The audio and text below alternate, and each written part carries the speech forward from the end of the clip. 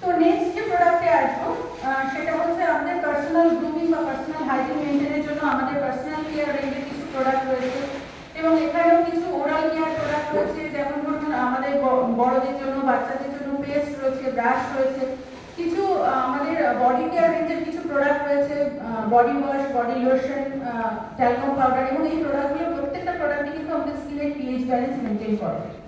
এবং কিছু আমাদের হেয়ার কেয়ার রেঞ্জের প্রোডাক্ট আছে এবং হেয়ার কেয়ার রেঞ্জে কিন্তু একটা হিউজ প্রোডাক্ট রয়েছে।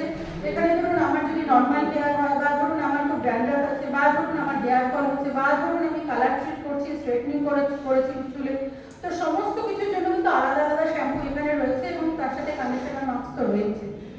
তো এছাড়া ছেলেদের জন্য ছেলেদের গ্রুমিং এর জন্য আলাদা একটা রেঞ্জ রয়েছে, যার ব্র্যান্ড নেম হচ্ছে ডায়নামাইট, এবং এখানে কিন্তু ছেলেদের শেভিং কিটটা রয়েছে। এছাড়া কিছু আমাদের মানে গ্রেট ভ্যালু প্রোডাক্ট কিন্তু কিছু রয়েছে।